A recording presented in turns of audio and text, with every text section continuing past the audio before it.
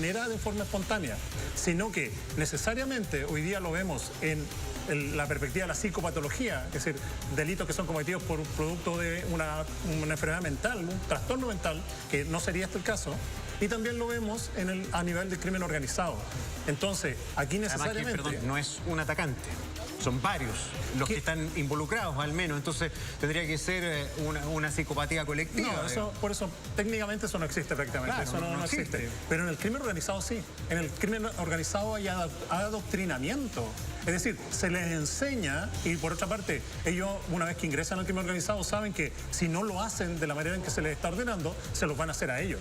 Por lo tanto... Por algo se habla de soldados, ¿no? O sea, tienen ahí unos protocolos, ¿no? O sea, además este joven, ¿no?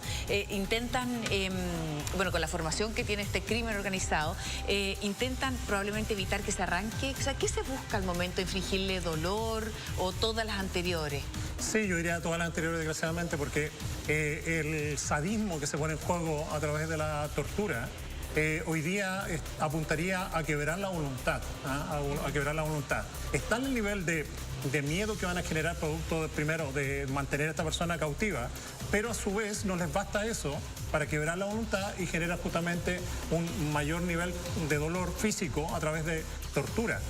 Tortura que en este caso busca quebrar la voluntad, es decir, busca quebrar cualquier nivel de oposición que esa persona genere. Dentro de eso podríamos a lo mejor lograr incluso que colaborara tomando el teléfono y hablar con sus familiares. Eso es el control y la dominación. Pero a mí me llama mucho la atención que esto es propio del crimen organizado de tipo internacional, no de alguien que tenga poca experiencia. Por lo tanto, aquí la pregunta sería, ¿habrá alguien más atrás de quienes han sido los identificados, los detenidos, que pudiera estar justificando el que estas personas, aun cuando no tengan antecedentes, tengan un nexo con el crimen organizado internacional? Claro. Mira, estamos en un punto con Dani Valdés, pero también Darinka Marcech ha estado recorriendo la zona. Esto ha generado impacto nacional, pero para qué decir, en los Andes y sus alrededores. Darinka, ¿en qué parte estás tú? ¿Qué has podido reportear durante esta mañana?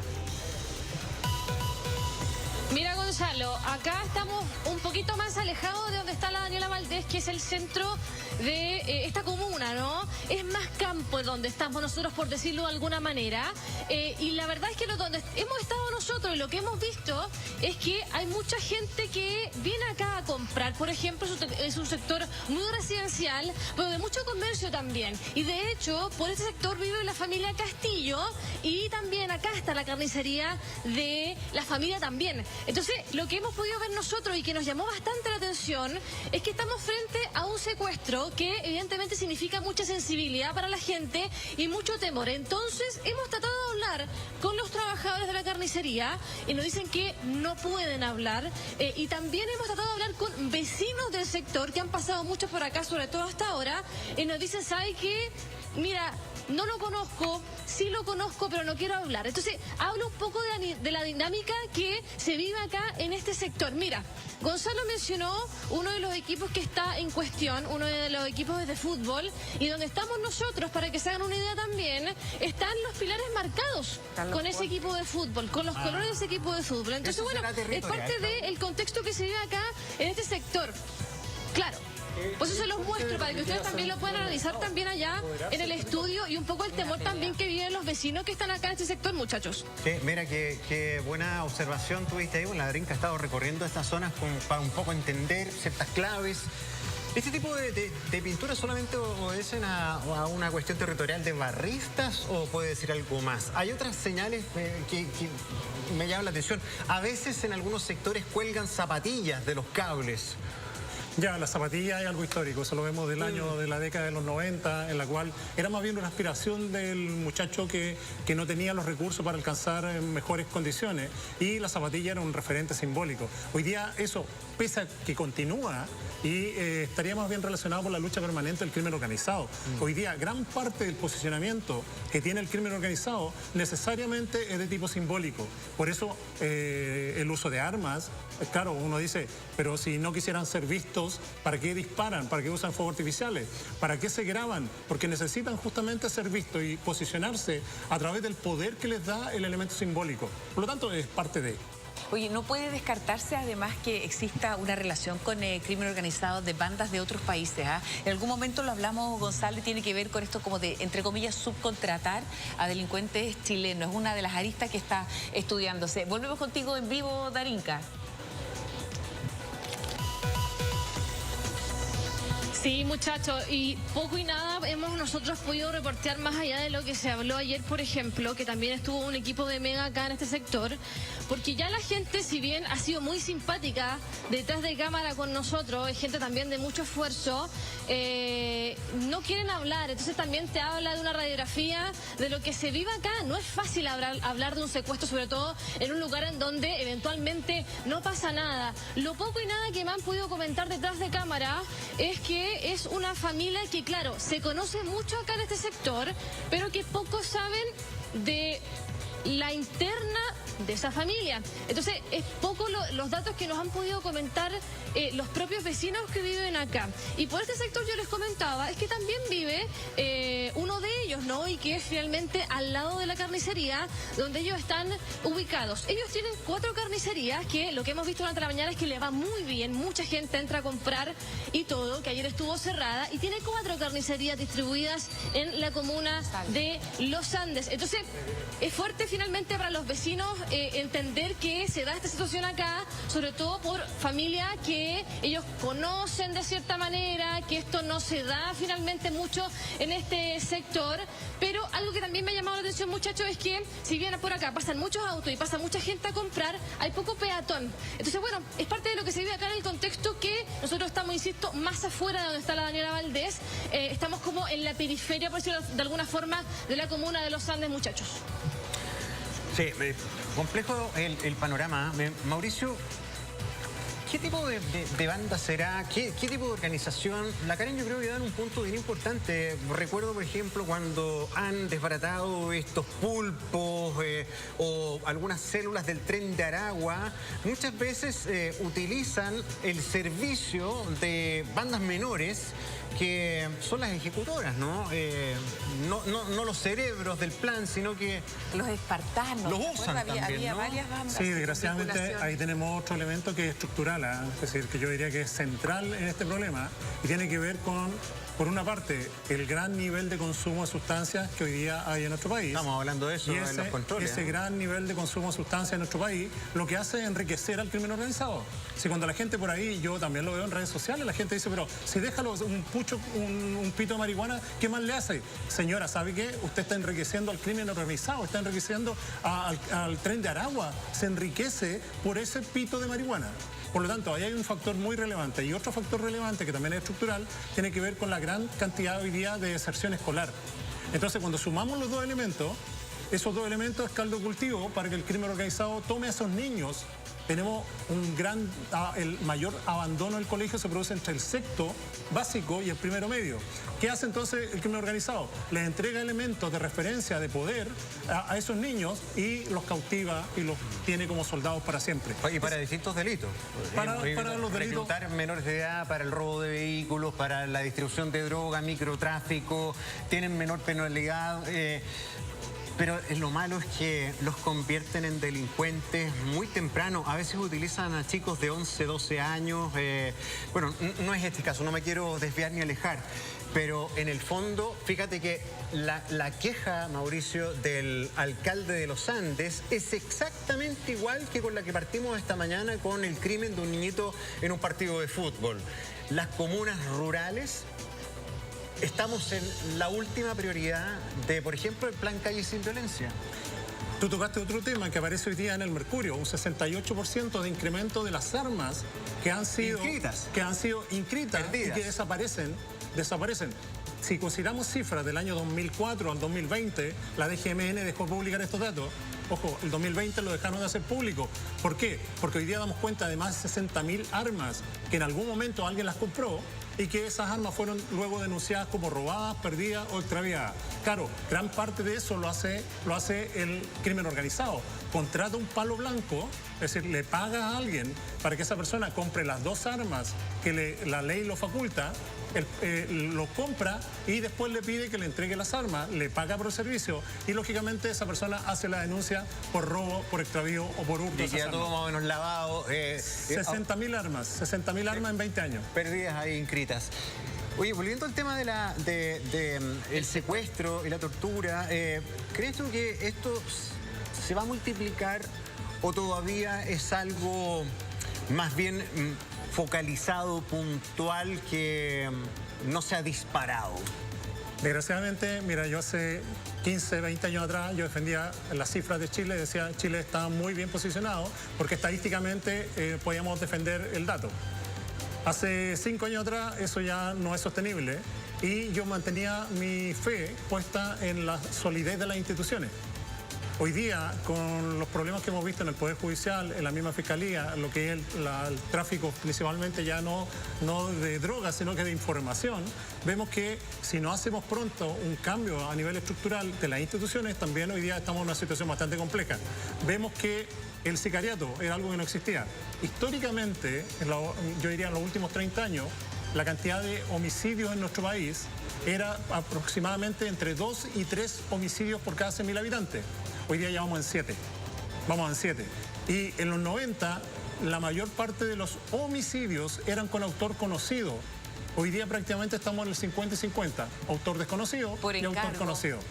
Y ahí aparece justamente la muerte por encargo, el peso del sicariato o el robo con violencia que termina justamente en un homicidio. Oye, Mauricio, en este caso lo llaman por teléfono. ¿Qué se buscaba? Porque él sale de su casa a juntarse con un amigo, ahí lo vemos en pantalla, sale de su casa, va a una plaza, un lugar público, no sabemos si va o no acompañado a sus amigos, de dos de sus amigos, se encuentra con quiénes, ¿qué otro dato hay? ¿Se busca solamente la plata? Se hablaba de 30, después pasó a 40 millones.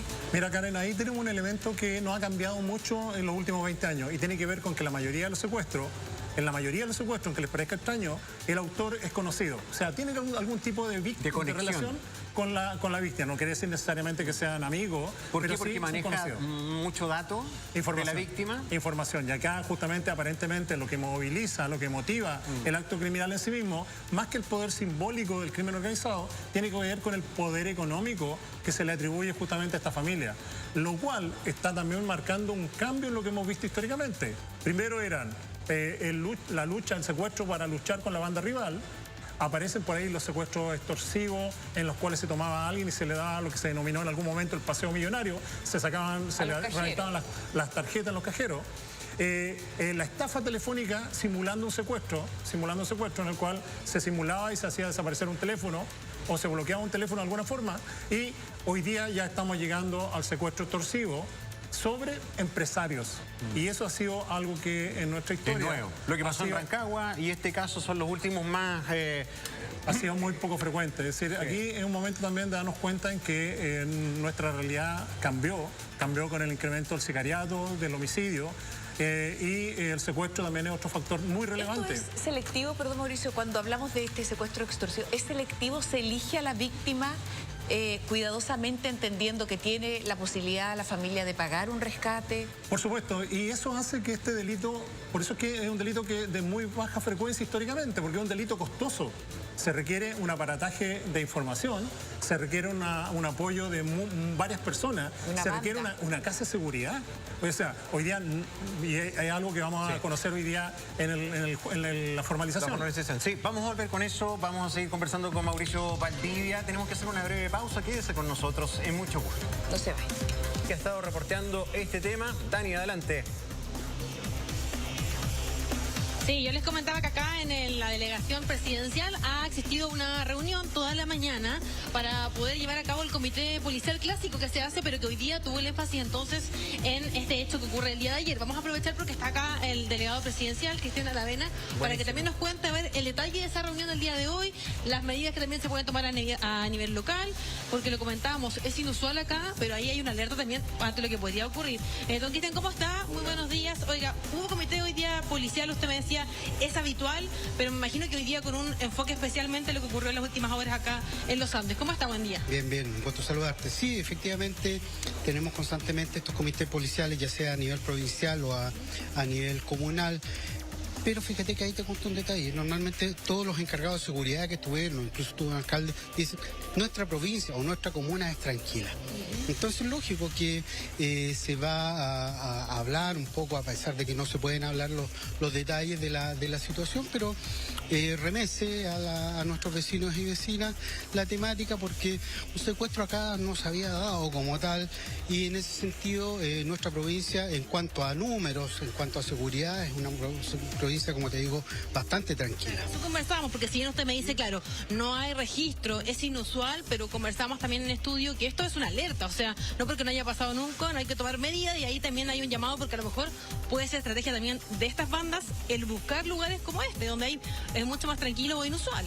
Bueno, en ese sentido, relevar mucho el trabajo de las policías, o sea, lo que hizo PDI en torno a esto fue un trabajo impecable que se ha realizado, y en ese sentido la coordinación con las policías, en este caso con Carabineros y con PDI, que estuvieron presentes, así como los departamentos de seguridad de los 4 municipios de nuestra provincia, también siempre es habitual y bastante coordinado. En función de eso, como te digo, podemos dar siempre buenas noticias en cuanto a seguridad. Nosotros tenemos acá una ruta internacional, tuvimos 13 meses sin ningún accidente fatal. Tenemos el puerto terrestre, que también podría ser objeto de incivilidades o de robos, y los números que nos indican que bajó un 50% la cantidad de delitos denunciados en el sector del puerto terrestre entre 23 y 24. Claro, hay una advertencia entonces que se toma, que ahí también abordan acá en la delegación, ante lo que, claro, dice, no es habitual, pero yo les decía, puede ser una alerta, también llama la atención entonces, así que eso es parte de lo que se trabajó hoy día y se comentó acá en la delegación, en este comité policial.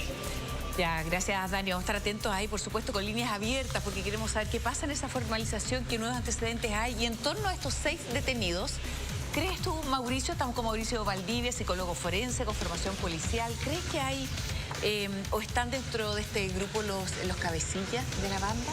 Bien, es muy probable que, como se produjo una detención tan rápida, estamos hablando de alguien que es capaz de secuestrar, torturar, y que lo hayan detenido tan rápidamente, posiblemente estamos frente al grupo de los soldados que ejecutaron la acción. Ayer, antes del mediodía, ya estaban los 6 capturados. Sí, en este caso siempre hay distribución de funciones. Hay acciones en las cuales alguien las planifica, las elabora, las diseña, alguien que recluta a quienes van a participar y alguien que se hace cargo de la logística. Por lo tanto, hay una diversidad de funciones que se ponen en juego. Entonces yo diría que incluso a nivel del crimen organizado hay cierta disponibilidad de sacrificio. Es decir, ¿de sacrificio de qué? De que haya un grupo que necesariamente van a ser detenidos. Lo que vimos ahora en Rancagua, que hay más de 20 personas detenidas y resulta que no se sabe dónde está el dinero. ¿Y no van a delatar a los cabecillas porque o están amenazados o están amenazadas sus familias? Una vez que se ingresa a este crimen organizado, es muy difícil salir. O sea, ellos no estarían delatando a los que están libres ahora, ¿no? Hay 2 componentes acá que juegan un rol bastante importante. Cuando hablamos de crimen organizado, no solamente hablamos de narcotráfico, sino que hablamos de cualquier organización ilegal que maneje muchos recursos. Y cuando se manejan muchos recursos, el crimen organizado compra cosas. Compra por una parte vidas, o sea, si no hacen lo que les corresponde hacer, los van a eliminar igual como pueden eliminar a cualquier otro de la competencia. Protección, compra protección. Y por otra parte, compra de conciencia. También el crimen organizado, el tema de la corrupción va de la mano. Esa es la sensación que nos da cuando escuchamos todo esto, porque cuando a un grupo estamos haciendo una tesis, una hipótesis de quiénes habrían sido los que cometieron el delito. Dicho sea de paso, me imagino que todavía hay varios libres, porque están los que dejaron botado a este chico en una zanja, en Lampa. Eso, no sé si están detenidos. Están también los autores intelectuales, los que idearon este plan. Pero hay tipos que están dispuestos a irse presos. Y lo saben, parece, desde un inicio, que pueden haber sido estos 6 primeros detenidos. Porque entierran la plata y saben que después de 4 años o menos, si se portan bien, van a tener las lucas ahí a mano. Es un poco así. Y después no pueden salir del crimen organizado porque es como que le venden el alma al diablo. Es algo muy parecido. Es decir, hoy día hablamos de crimen organizado, un funcionamiento de tipo sectario.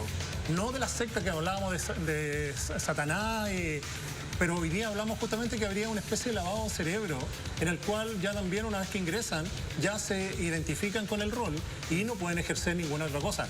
Por eso es que finalmente el uso de la violencia, el dar muerte a otro pasa a ser algo natural. Se naturaliza el dolor extremo, se naturaliza a partir justamente, por una parte, tengo miedo a que me maten a mí si yo no cumplo. A eso y por otra parte, con el asociarse con el diablo, porque en el fondo cometen el delito para ganarse las lucas, pero después a lo mejor se quieren salir y resulta que... Ya no es posible. Salirse del crimen organizado es muy difícil, a no ser que, y ahí viene toda la lógica de nuestra ley. Recordemos que el año antepasado, 2023, se modificó la ley y aparecen una serie de elementos que los podemos llevar no solamente al crimen organizado asociado al narcotráfico, sino que hoy día el agente revelador, la delación compensada, el agente encubierto, es parte de la estrategia que podemos usar prácticamente en cualquier delito grave. La delación compensada es eso de que quien colabora o da datos a las policías, ¿verdad? A cambio de una penalidad menor. Quizás está pensado como lo vemos en las películas, es decir, alguien que colabora, se le cambia la identidad, lo llevamos entonces a vivir a otra parte del país o fuera del país. Pasó con el ex presidente de la NFP, Jadwe, que tiene resguardo policial y está viviendo en Miami porque fue el que destapó el caso. O sea, él entregó información, habiendo sido parte del delito, ¿no? Pero él está ya... Creo que esa sería la forma de salir rápidamente del crimen organizado, pero siempre la información tiene que ser relevante que termine por identificar al resto de la organización y que aporte pruebas, porque aquí no basta con saber quiénes participaron, sino que hay que probar que participaron, cosa que estén 10 o 20 años en la cárcel. Por eso tiene que ser gente que esté justamente ahí metida en este tema.